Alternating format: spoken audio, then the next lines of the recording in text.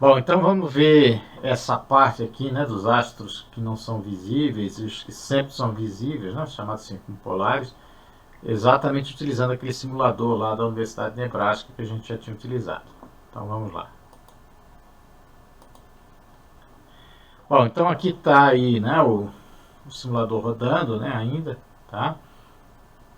Eu vou colocar aqui então a região, né, Show Never Rise Region, né, ou seja, mostra a região que nunca aparece, né, ou nunca nasce, né, para o observador, tá?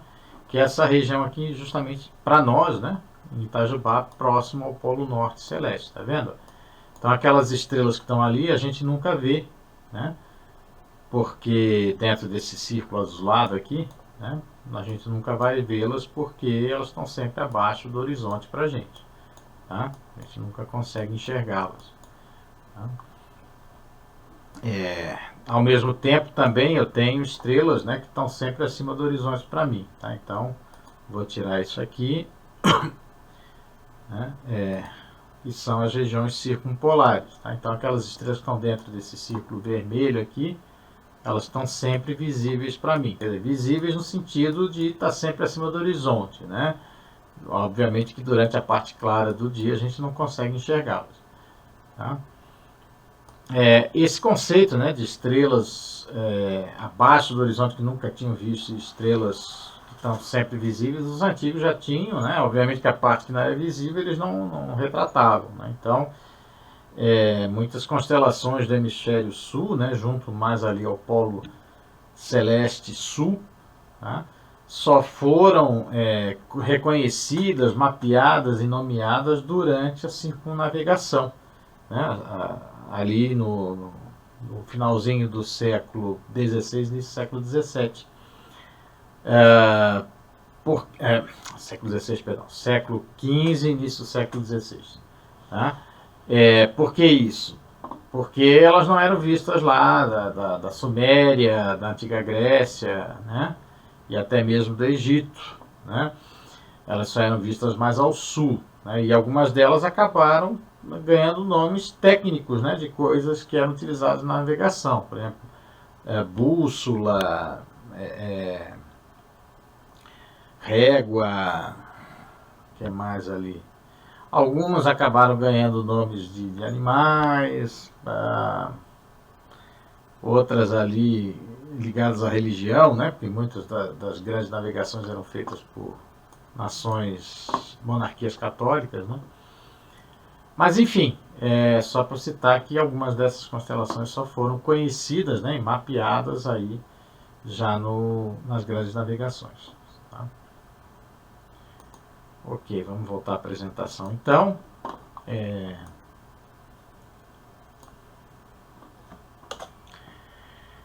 Bom, obviamente que nenhum dos dois sistemas satisfaz o que é necessário, né? O sistema horizontal ele é o sistema do observador, é o sistema de visibilidade do observador, no qual ele trabalha.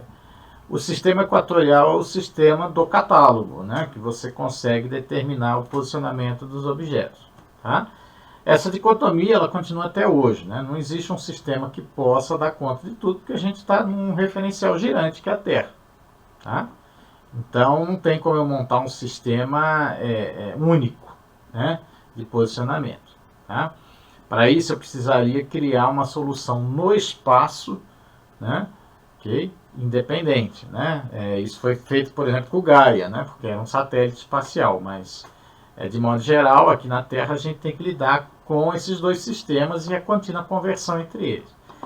Essa conversão é extremamente chata, né? Porque ela envolve ângulos, né? Envolve um sistema em cima de uma superfície esférica. Né? Então eu tenho que usar aqui trigonometria esférica. Né? O equivalente seria aqui fazer rotações, né? Duas rotações entre os sistemas. Né? O sistema equatorial e o sistema horizontal. Tá? Além disso, eu ainda tenho que envolver a posição do observador na superfície da Terra e a base de tempo, né? Porque a Terra está girando. Tá? Aqui no caso a gente usa o tempo sideral, mas que no fundo ele está ligado ao tempo legal também do relógio, né? Através do algoritmo necessário para calcular o tempo sideral em Greenwich. Então, assim, os detalhes estão lá na apostila, né? Aqui eu não vou me alongar sobre isso, né? Também, assim, não vou cobrar de forma incisiva, né, que vocês dominem essas transformações por dois motivos, né? Primeiro, que isso está mais ligado a um escopo específico, né, de astrometria e de astronomia. Se fosse um curso de astronomia, eu cobraria, né? Mas aqui, como é uma matéria eletiva, e mesmo para o curso de ciências atmosféricas, né, uma matéria obrigatória, mas de caráter mais formativo, né? Então, assim, é bom conhecer que existe, que tem como fazer, se precisar um dia tá lá, tá? Mas não vou cobrar que vocês saibam, né, essa parte aqui da conversão utilizando trigonometria esférica ao extremo, tá? Okay? Vocês vão ter uma aplicação dela no cálculo de cálculo, né? Cálculo que eu falo não é cálculo diferencial, é cálculo usando a parte aqui das transformações na parte aí da oficina, né, referente ao módulo 2. Tá? Mas é coisa simples, não nada muito complicado. Então, né, aí tem as equações, né, para passagem do sistema equatorial por horizontal, ou seja, né, eu tenho um objeto de catálogo, eu quero saber se ele vai ser visível para mim, tá? Na minha posição que eu estou. Tá?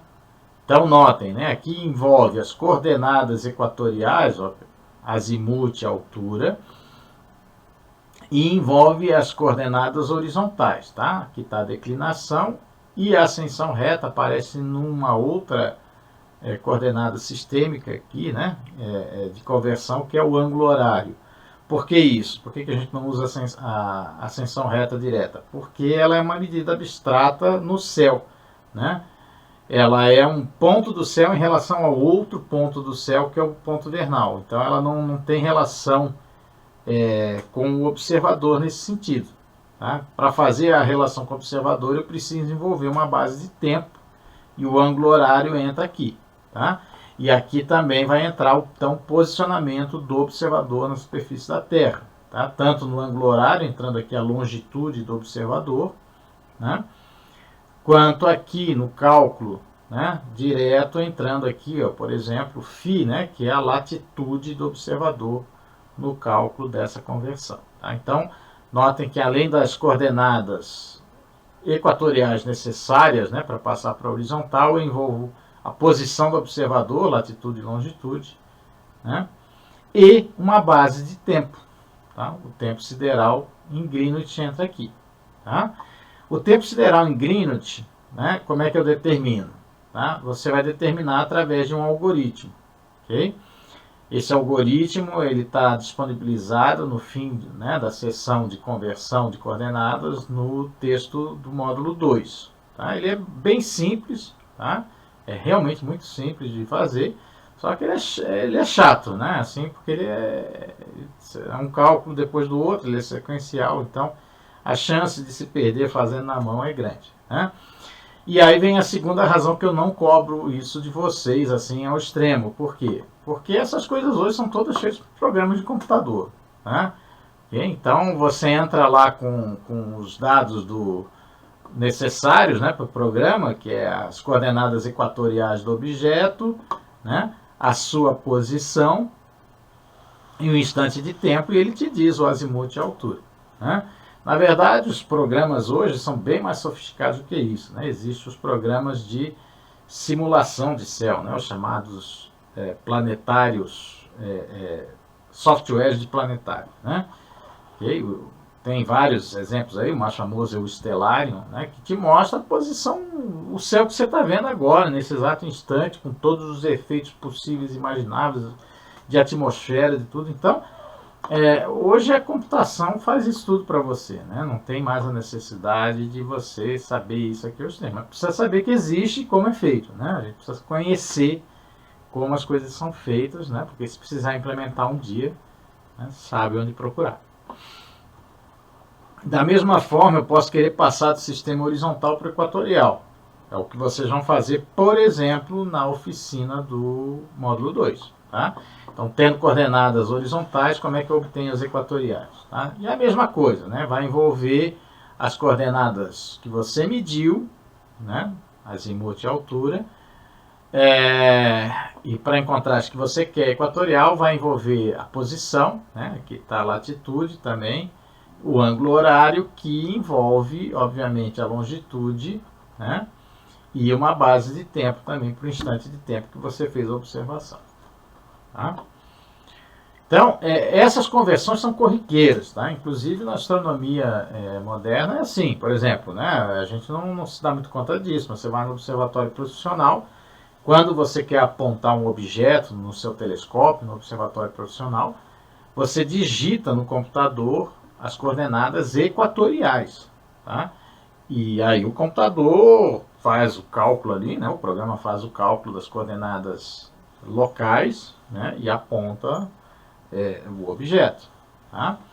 Okay? E é baseado nisso aqui tudo e um pouco mais, né? Tem mais outras coisas que tem que levar em conta também, que a gente não está falando aqui. Bom, além desses dois sistemas, que são de longe os principais utilizados, nós temos alguns outros um pouco menos utilizados, né? Nós temos aqui o sistema eclíptico, né? Que é um sistema onde o centro é o centro da Terra, o plano fundamental é a eclíptica, né? Que é o plano da órbita da Terra. Os polos são os polos norte e sul da eclíptica. E as coordenadas, né? A coordenada que corre ao longo do plano fundamental é a chamada longitude eclíptica. Ela varia de 0 a 360 graus, o ponto de origem também é o ponto vernal, e ela também é contada na direção do movimento anual do Sol, né, movimento aparente. A latitude eclíptica ela é de menos 90 no polo sul da eclíptica, mais 90 no polo norte da eclíptica, e é o ângulo perpendicular, né, ao plano fundamental nesse sistema. Tá? Esse sistema aqui ele é bastante utilizado aí pelo pessoal que faz os cálculos para objetos do sistema solar, né? Porque aí basicamente essas coordenadas aqui, né, a latitude eclíptica, ela é quase sempre muito pequena, né?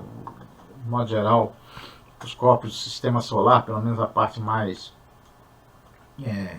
interessante aí, né, que envolve os planetas e satélites e tal, estão mais ou menos no mesmo plano, né? Então as diferenças são poucas. Ele é mais interessante de ser utilizado em função disso, mas é um uso específico. Outro sistema também mais ou menos nessa direção é o sistema galáctico de coordenadas celestes, né? O centro dele é o Sol, tá? O plano fundamental é o equador galáctico, né? Que é o plano médio do disco da nossa galáxia. Nossa galáxia é uma galáxia elíptica barrada, né? Ela tem um disco, né? E esse disco então tem um plano médio, que é o plano do equador galáctico, tá? Os polos desse sistema são os polos norte e sul galáctico. As coordenadas, então, né, a que corre ao longo do plano fundamental é a chamada longitude galáctica, variando de 0 a 360 graus. Né? Ela é 0, né, na direção do centro galáctico. Né? E se você olhar do polo norte galáctico, ela tem sentido anti-horário, tá? O sentido de crescimento dela. E a latitude galáctica é o ângulo perpendicular a esse plano fundamental, né? Sendo positiva para o polo norte galáctico e negativa para o polo sul galáctico. Aqui o polo norte galáctico, o que é chamado de sul, o que é chamado de norte, né? É em função do sentido de rotação geral da galáxia. Tá? Então, o polo norte galáctico está no sentido para onde aponta aí o momento angular do disco da galáxia.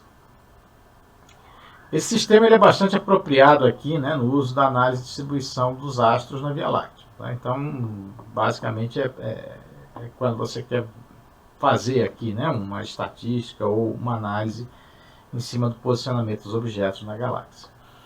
É bom lembrar que o plano do equador galáctico é bastante inclinado, né, em relação ao plano do Equador, por exemplo. Né, algo em torno de 60 e poucos graus. O valor exato agora me fugiu, tá, mas é 60 e poucos graus em relação ao plano do Equador da Terra.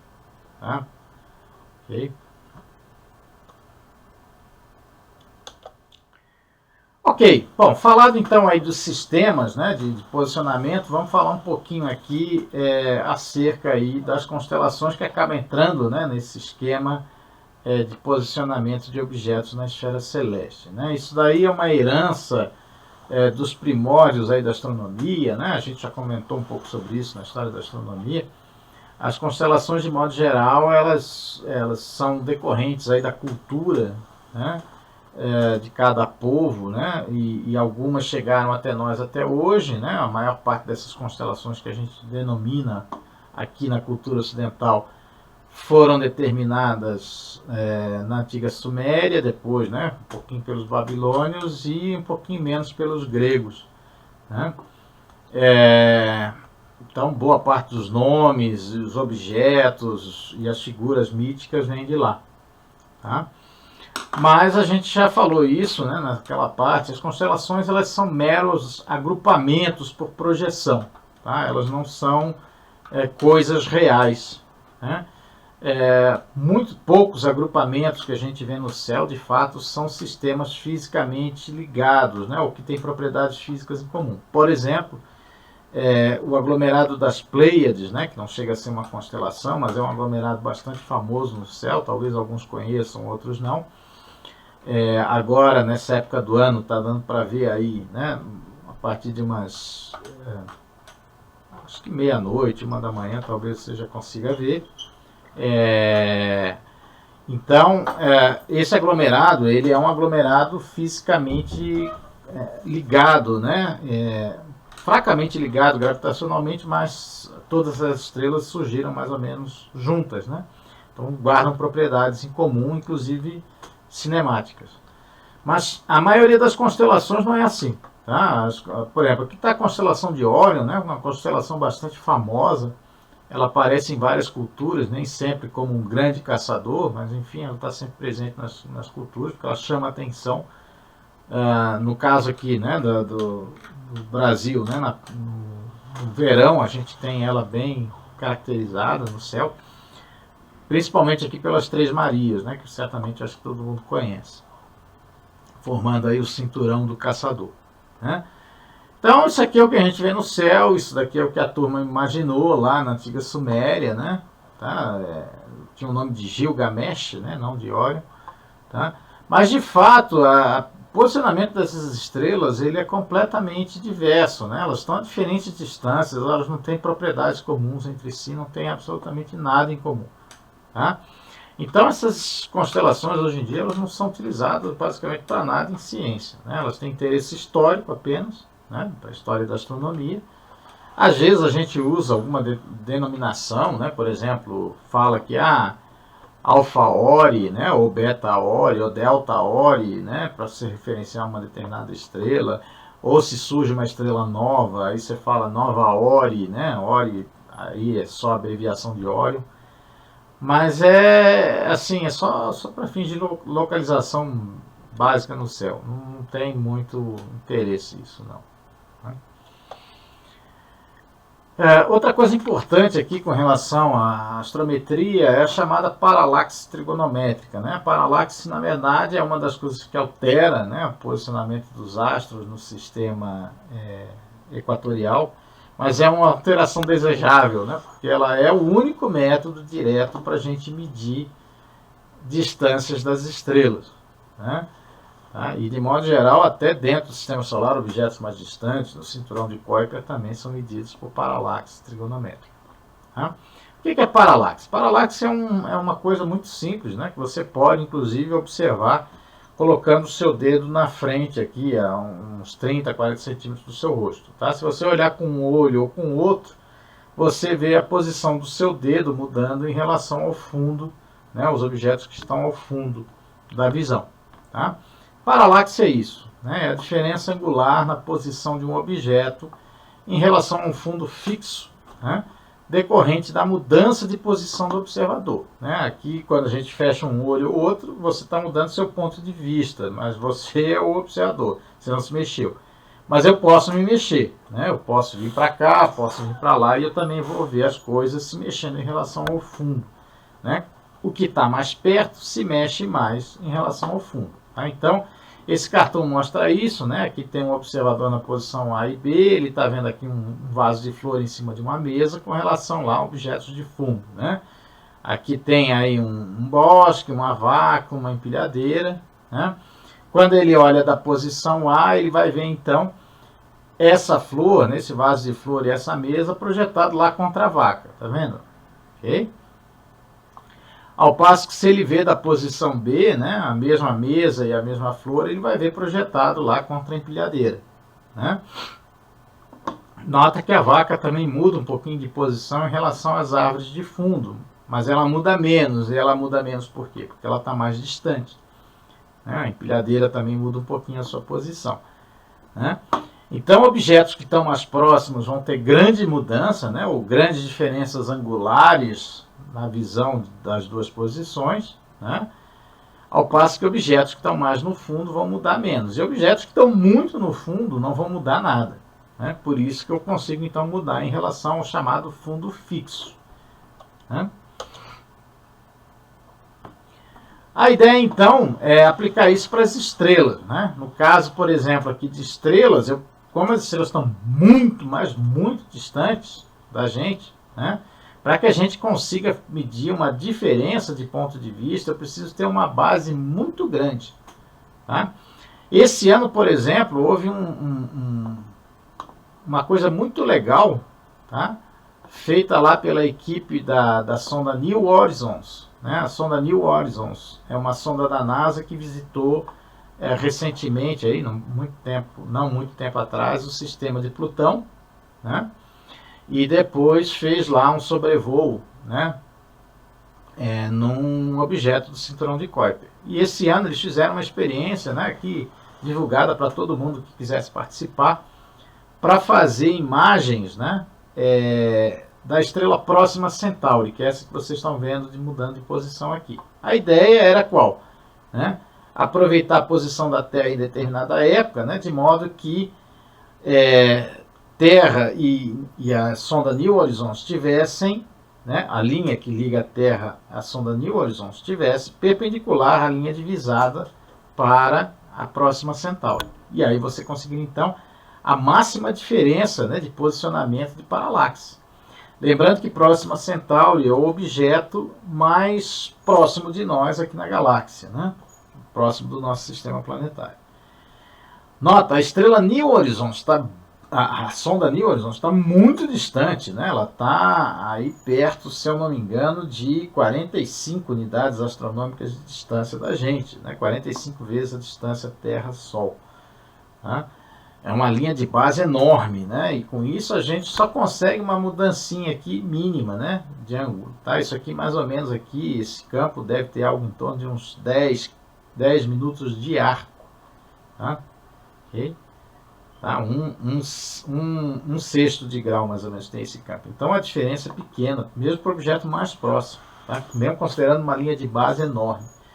Normalmente, quando a gente vai fazer medidas, né, de paralaxe, a gente usa como base o diâmetro da órbita da Terra, né? Então a ideia é você medir num instante de tempo aqui e depois, 6 meses depois, você mede de novo a posição da estrela para ter uma linha de base maior. Tá? Possível, né, utilizando a órbita da Terra. Tá? Mas, de modo geral, esses ângulos são extremamente pequenos e aí você precisa, né, de linhas, instrumentos, né, com mais sofisticados. Tá? Então, de modo geral aqui, né, na paralaxe você tem, né, uma mudança de posição, uma linha de posição, né, indicada por D minúsculo, da posição A para B, a distância de você até o objeto D maiúsculo, tá? E o ângulo de paralaxe, então, vai ser esse aqui, né? Então, tangente de P sobre 2 igual a D sobre 2D. Quando a distância é muito grande, essa distância D é muito grande, para as estrelas vale isso, né? Você pode aproximar a tangente pelo próprio ângulo e aí fica simplesmente P igual a D sobre D, né? D minúsculo sobre D maiúsculo. Tá? Então, para objetos do sistema solar, a gente até pode usar uma base menor, como o próprio diâmetro da Terra, né? Isso foi feito historicamente para medir as distâncias até Marte e Vênus, né? Utilizando a paralaxe diurna, né? Que a gente chama. Tá? E, obviamente, para as estrelas, aí você precisa da linha de base do diâmetro da órbita da Terra. Tá? A paralaxe trigonométrica também gerou aqui, né, uma unidade de distância que é o parsec. Né? Parsec aqui é uma abreviatura do francês par seconde, né, que é por segundo. Né? Então, a ideia aqui do parsec é o seguinte: qual é a distância que eu tenho que estar, né, do sistema Terra-Sol para ver a separação entre o Sol e a Terra igual a 1 segundo de arco. Tá? Então essa distância dá em torno aqui de 206 mil e uns quebradinhos de unidades astronômicas, então 31 milhões de quilômetros, e isso é igual, trilhões de quilômetros, perdão. Isso é igual a 1 parsec. Tá? Se você quiser a conversão para anos-luz, tipicamente aí um parsec é da ordem de 3,26 anos-luz. Tá? Então não é uma unidade de distância tão diferente assim do ano-luz. Tá? Cerca de 3 vezes maior. Mas a vantagem é que ele está diretamente ligado à paralaxe, né? Em segundos de arco. Então se eu meço a paralaxe em segundos de arco, o inverso dela me dá a distância em parsec. Tá? Bom, além aqui da precessão, além daqui da paralaxe, né, que é extremamente útil para medir distâncias, tá? Eu tenho aqui outros efeitos que não são necessariamente úteis, né, para a gente, e acabam realmente alterando as coordenadas equatoriais, e elas precisam ser corrigidas em função deles. Tá? O principal é a precessão. Né? A precessão dos equinócios ela está relacionada à precessão do eixo de rotação da Terra. Né? Talvez vocês se lembrem lá do ensino fundamental e médio, talvez não, mas o eixo de rotação da Terra precessiona, né? Igual a um peão, tá? Num período aí aproximado de 26 mil anos. A gente vai ver isso com mais detalhes depois no módulo 3. Tá? Isso faz com que a direção do eixo, né, varie, né, em torno de 50 segundos de arco por ano. Tá? Lembrando que 1 segundo de arco é 1 sobre 3.600 avos de grau. Então é muito pouco, mas isso para a astronomia de posição já faz uma diferença razoável. Tá? Você já pode, por exemplo, perder o seu objeto. Né? Se você está apontando o seu objeto no telescópio profissional, você já pode perder o seu objeto se você não corrigir da precessão. Tá? Então a correção de precessão é necessária num apontamento de telescópio profissional. Tá? E ela é um efeito que ela vai se somando, né, ao longo dos anos. Então, depois de 26 mil anos, você tem 360 graus coberto. Né? Então, se realmente, depois de alguns anos você não corrigir, né, você vai errar seu posicionamento até o olho nu. Tá? Então, assim, precisa realmente ir corrigindo aos poucos. Né? Tá? Bom, por que a precessão do eixo da Terra altera as coordenadas equatoriais? Ela altera porque, junto com a precessão, né, do eixo de rotação, o equador da Terra faz um bamboleio. Né? Okay? É como se fosse, né, igual a gente pega e gira uma moeda, e aí já no finalzinho ela está lá, né, fazendo um bamboleio, né, antes de parar. Então, o equador da Terra faz esse movimento. E lembrando que o ponto vernal, né, que é o ponto que eu começo a calcular a ascensão reta, e a partir dele que eu determino a declinação, se ele altera a posição, eu vou alterar essas duas coordenadas também. Tá? Alterando em menor quantidade, eu tenho a nutação. Tá? A nutação é outro movimento do eixo de rotação da Terra em função ali da precessão da órbita da Lua. Tá? Ela tem um período de 18 anos e meio aproximadamente. Né? Isso faz com que o eixo da Terra aumente e diminua um pouco a sua inclinação, mas é bem pouquinho mesmo, tá? Ao longo desse período. Tá? Então, tipicamente aqui essa movimentação é de 1 segundo de arco, né? 1 sobre 3.600 avos de grau por ano. Tá? Então é muito pouco. Tá? Normalmente a gente nem corrige a nutação quando a gente faz apontamentos no céu. Tá? Essa correção ela só é necessária se você realmente vai fazer coisas muito finas em astrometria, por exemplo, né, de posicionamento de estrelas para fins de movimento próprio ou paralaxe, aí precisa corrigir. Né? Outras coisas que alteram as coordenadas também dos objetos, né, é a refração, que aí é um efeito da nossa atmosfera. Né? A nossa atmosfera, ela é um fluido, né, então ela é um meio que ela vai atrapalhar as observações, a gente vai ver isso com mais detalhes no módulo 6 do curso. Mas a refração, ela altera a posição. Né? Eu vou ter uma posição aparente e uma posição real do astro em função da refração ao longo da atmosfera. Tá? Essa refração ela vai ser tão mais intensa quanto mais a atmosfera ela atravessa. Né? Então, de modo geral, os astrônomos eles não observam objetos muito abaixo, né, no horizonte. Tá? É raro isso acontecer, né? Porque tem efeitos de turbulência, de extinção e de refração, que a gente vai ver mais para frente, que atrapalham bastante. A refração no horizonte, por exemplo, dá ordem de meio grau. Tá? Isso significa que quando você está vendo o Sol, lá, a pontinha do Sol no horizonte, ele já está abaixo do horizonte há muito tempo. Né? Você ainda está vendo por conta da refração atmosférica. Tá? Aqui nesse GIF que vocês estão vendo aqui em cima, ó, vocês podem ver os efeitos da refração na Lua. Tá? Essa filmagem aqui foi feita lá da estação espacial. Né? Então, realmente atravessa uma quantidade de atmosfera e ela consegue ver, né, a Lua através de uma quantidade de atmosfera absurda. Né? Então, a refração ela vai achatar, né, o formato da Lua na direção da altura, né? Da altura, do ângulo de altura da atmosfera. Tá? Bom, o outro efeito aqui que é interessante de a gente citar é a aberração. Né? Ela não é um efeito assim muito significativo. Né? Vocês podem ler com mais detalhes, né, no texto 2 do módulo. Tá? Mas basicamente aqui a aberração da luz, né, ela vai acontecer em função da composição da velocidade da luz com a velocidade orbital da Terra. Né? A velocidade orbital da Terra dá de 30 km por segundo, é uma fração pequena da luz, mas ela é suficiente para causar um ângulo, né, de aberração, assim como acontece, por exemplo, né, numa chuva que cai perpendicular, quando a gente está correndo, ela parece que está caindo inclinada. Tá? Esse ângulo é da ordem de 21 segundos de arco, é pequeno, né? A gente dificilmente nota o olho nu, né? Mas com instrumentos você consegue medir. Tá?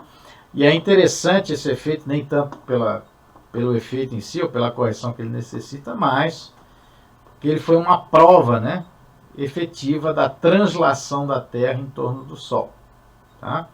Então, a medida desse efeito provou, né, de modo inequívoco que a Terra gira realmente em torno do Sol. Tá? Se eu não me engano, isso daí foi medido no século, finalzinho do século, eu acho que foi no finalzinho do século, segunda metade do século XIX, a data exata eu não me lembro, agora eu vou ficar devendo para vocês. Tá?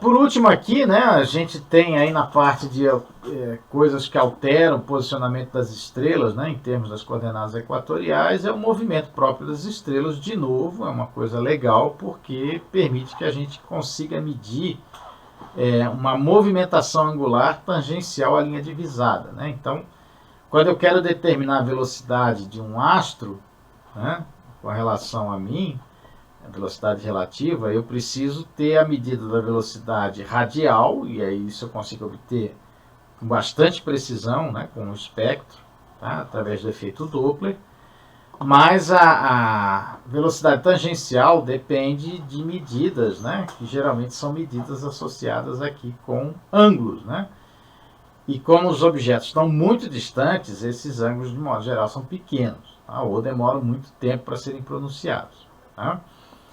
Então eu preciso de instrumentos especiais para medir isso. O Gaia, né, é um satélite astrométrico, né, que está, acho que mais 2 anos termina a missão dele, mas ele está revolucionando essa área de astrometria. Aconselho vocês a visitarem o site do Gaia, né, está na apostila do módulo 2, o endereço, tá? E vale a pena dar uma olhadinha lá, tá? Mas, de modo geral, esse movimento próprio das estrelas é muito lento e pequeno para a gente perceber ao olho, tá? Existem algumas pouquíssimas exceções, tá? Aqui, por exemplo, vocês estão vendo, ó, a constelação da Ursa Maior, tá? Okay? E aqui está passando o tempo em milhares de anos, ó, gente, tá? Que se vocês acompanharem, né? Então, como que as estrelas, né, da constelação da Ursa Maior e as estrelas ali, né, menores, menos brilhantes, né, nessa direção do céu, mudaram aí ao longo dos últimos, se eu não me engano, aqui vai da ordem de menos 60 mil antes de Cristo até da ordem de 80 mil antes de Cristo. Até 80 mil, até o ano 80 mil da nossa contagem. Tá? Então, só para vocês terem uma ideia, uma noção, né? Na apostila do módulo 2, eu também dou um exemplo lá de como vai ficar a constelação do Cruzeiro do Sul daqui a 100 mil anos, né? Ou seja, é um negócio impensável, né? Até mesmo em termos de história da humanidade, que não tem nem um quarto disso aí ainda, né? Então, assim, o movimento próprio das estrelas, né, para ser notado no céu, é muito, muito, muito pequeno, né? Algumas exceções existem que são de objetos muito próximos da gente, né, na galáxia, e que tem ali uma movimentação relativa que é quase toda perpendicular à linha divisória, né? O caso, por exemplo, da estrela de Barnard, que está aqui nesse GIF, né? Ela se movimenta, se não me engano, em torno de 10 segundos de arco por ano, então isso é considerável, significativo. Aqui tem outro sistema que é interessante, porque esse é um sistema duplo, são duas estrelas aqui, né, mais frias, um pouquinho mais frias que o Sol, que é o sistema de 61 Cygni, né, a estrela 61 da constelação do Cisne. Tá? Aqui a gente está vendo, né, essa movimentação delas em relação ao fundo, né, de estrelas. Cada imagem aqui é mais ou menos tomada a cada ano, né, um ano de diferença. Então elas também têm um movimento próprio significativo, né, que a gente consegue, tirando uma imagem, né, e comparando uma imagem com a do ano anterior, você consegue ver uma mudança do par em relação ao fundo, né? O par se movimenta junto, né? Uma gira em torno da outra, né? E elas também têm uma movimentação cinemática, o centro de massa delas, né? É claro que o giro aqui de uma em torno da outra é menos fácil de notar do que a movimentação de translação do centro de massa, né? Que está mais fácil de notar aqui. Tá? Então, isso é importante, né? Porque aí nos dá uma ideia de qual é a cinemática, né, dos objetos na galáxia, e isso tem implicações também na determinação do potencial da galáxia, da estrutura da galáxia, enfim. Esse tipo de trabalho é de astrometria, e é o que o Gaia tem feito, né? O satélite Gaia é o expoente, né, contemporâneo, né, na área de astrometria. Ele é um consórcio, tá? Mais uma vez, né, consórcio científico, tá? E os dados dele estão revolucionando a astrometria e o nosso conhecimento da cinemática da galáxia, tá? E posicionamento também. Tá? E existem milhares de pessoas trabalhando com esses dados no mundo inteiro. Tá? É um consórcio bastante grande. E, inclusive aqui na Unifei nós temos os professores Wilton Dias e o professor Hector. Tá? O Wilton Dias é especialista nessa parte cinemática, né, e posicionamento, e o professor Hector, eles estão trabalhando parcialmente com esses dados, né, do Gaia, sobretudo na parte de aglomerados de estrelas jovens. Tá? Para finalizar, aqui, né, uma sessão um pouco fora aí do contexto, né, de astrometria, mas nem tanto, né, só aqui para dar um contexto nacional, né, com relação aí a ligação entre os símbolos nacionais e o nosso céu. Tá? Okay? Antes que alguém me acuse de alguma coisa política, tá? Eu quero avisar vocês que esse texto e essa abordagem aqui dos símbolos nacionais, tá? Existe desde que eu montei esse curso, tá? Quando eu vim aqui para a Unifei em 2011, tá? 2011 não, perdão, 2009, tá? Eu vim para cá em 2009, mas eu montei esse curso em 2011, tá? Ok? Essas apostilas todas. Tá? Então essa abordagem já vem desde lá de 2011, tem 10 anos já, tá, gente? Então não é, tá? Por favor, não tem nada a ver com política isso aqui, tá? Isso aqui é só uma relação, né, dos símbolos nacionais, que inclusive esses símbolos nacionais foram criados na época, com exceção aí do selo, né, nacional, na época da proclamação da República, tá? Ok? Então, bom, primeiro ali, né, a parte ali do círculo azul da nossa bandeira, né, da bandeira nacional, ela na verdade ela é uma esfera celeste espelhada, né, que determina ali a posição dos astros exatamente no instante da proclamação da República, tá? E no local onde ela foi proclamada, né? Na Praça da República, lá no Rio de Janeiro, no centro do Rio de Janeiro. Obviamente que não tem todas as estrelas aqui da esfera celeste, né? Só algumas estão marcadas e não é aleatório, né? O número de estrelas aqui está associado com o número de estados brasileiros mais o Distrito Federal. Né? Toda vez que um estado novo é criado na federação, uma nova estrela é colocada aqui. Tá? A faixa Ordem e Progresso não tem nada a ver com a esfera celeste, não é projeção de Equador ou de qualquer outro plano. É simplesmente aqui foi colocada para não apagar nenhuma estrela na posição que está aí, de um jeito que não tenha apagado. O selo nacional que foi criado já no século passado, ele é exatamente essa bola, vamos dizer assim, né, essa esfera celeste retratada na bandeira, né, mas aqui com os dizeres República Federativa do Brasil em volta em amarelo. Tá? O brasão de armas, né, do Brasil, que é o brasão da República, né, tá, foi criado também junto com a República. Ele tem aqui a imagem espelhada do Cruzeiro do Sul, né, e tem aqui, né, um conjunto também de 27 estrelas, que é de novo, né, o número de estados da federação mais o Distrito Federal. Então, de novo, toda vez que um estado é criado na federação, né, uma nova estrela é adicionada aqui no brasão de armas. Né, e tem essa estrela principal aqui, né, grande, verde e amarela, com contornos de vermelho, que indica a federação, né, a união da federação.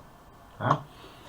E no hino nacional nós temos aí algumas passagens, né, que lembram aí também o céu. Né? Aqui eu coloquei só uma, né, do Cruzeiro do Sul, né? Mas existem outras passagens, lá na apostila está bem destacado quais são as passagens ligadas ao céu. Tá? Isso é mais assim para chamar a atenção, né, que a relação assim dos países com o céu, das culturas com o céu ainda continua, né, mesmo considerando aí que a República foi fundada aí, né, no século XIX, já faz tempo, mas enfim, não é só o Brasil, né, várias outras nações também têm símbolos, né, ou nas suas bandeiras, ou seus brasões, enfim, guarda alguma relação com o céu também, né, ou citam elementos do céu. Tá? Okay? Bom, pessoal, é isso então. Tá? Se vocês quiserem saber um pouco mais, né, claro que o texto apostilado, né, do módulo 2 não tem como deixar de ler, né, tudo que eu falei aqui está detalhado lá. Então, por favor, leiam, tá, o texto base, tá, que está lá no site, né, da disciplina no ambiente Moodle. E se vocês quiserem saber um pouco mais, né, do livro base, que é o livro do Kepler, né, e da esposa dele, a Maria, tá? Okay, que é um livro também introdutório. Voltando a lembrar que o link para o livro está lá também no site da disciplina no ambiente Moodle. Tá? Esse livro ele é realmente distribuído de forma gratuita, a versão PDF. Então eu recomendo ali, né? É bastante leitura, então vai se fazendo aos poucos, obviamente, né? Seção 1.2, os capítulos 2, 3, 4 e 5, seções 6.1 e 6.2.1, o capítulo 18 e a seção 25.1, né? Vão conter elementos que a gente discutiu aqui na parte de astrometria, tá? Bom, qualquer dúvida, né, vocês podem perguntar, né? Lembrando que na quarta-feira da próxima semana, né, que é o dia 22, né, de setembro, nós vamos ter, vocês vão ter a possibilidade aí, né, de tirar dúvidas tanto da parte do conteúdo, no modo geral, do módulo 2, quanto da oficina do módulo 2. A oficina do módulo 2 é uma oficina na qual vocês vão medir, né, as coordenadas do Sol, as coordenadas equatoriais do Sol, tá? E além disso, vão fazer toda ali uma sistemática de posicionamento, né, de vocês, vão descobrir o sul, o norte, o leste, o oeste. É uma oficina bastante legal, bastante interessante, que envolve observação e paciência, tá? Como ela é um pouco mais complexa, vocês vão ter 3 semanas para concluir essa oficina, tá? Eu também fiz um vídeo específico sobre essa oficina, que vai estar lá junto, né, ao link do roteiro da disciplina, para vocês darem uma olhada nesse vídeo e verem mais ou menos como proceder também para fazer as medidas, tá? Então é isso, pessoal. Ficamos assim, tá? Até o módulo 3.